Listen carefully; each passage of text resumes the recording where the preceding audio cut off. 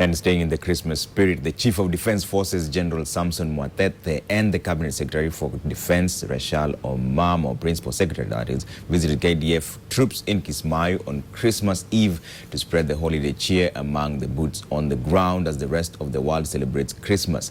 The CDF brought gifts and greetings from friends and family back home, and while he wished them God's blessings for the new year, he encouraged the officers to engage in their civic right later in the year, but cautioned them against falling into the political rhetoric trap. A moment of reflection and thanksgiving to the Creator. Soldiers take time out to give thanks to God as they gather here a day to Christmas in Kismayu. The presence of the Chief of Defence Forces and the Cabinet Secretary for Defence here, a morale booster for the troops. Mkiwa huku, saa nyingine inakuwa ni kama mmesahauliwa.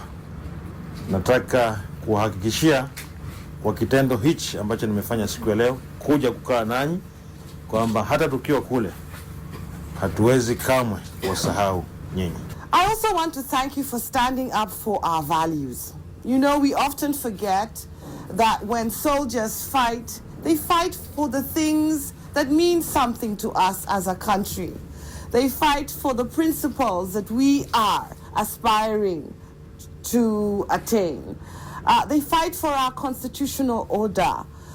And this is what you do every day here in Kismayu. The CS and the CDF later touring the facility and interacting with the soldiers who are part of the AMISOM peacekeeping mission in Somalia. But even as they made merry and enjoyed each other's company, the general was quick to caution them not to be easily swayed by the political winds that are blowing into 2017. Kura itakuja na itapita, na Kenya lazima ipite na iendelee. Kwa hivyo tutawaomba mwaka ujao na changamoto zake hizo,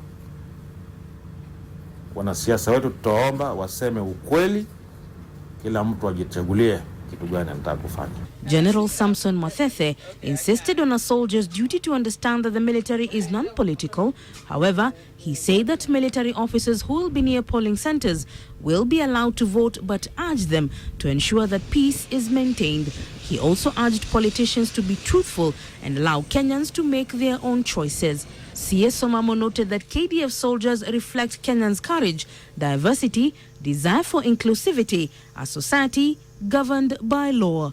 This is the message that you bring here. And because you bring this message here, and because you stand up for it for us who do not have the strength to fight, of course, we have to say again, Asanteni.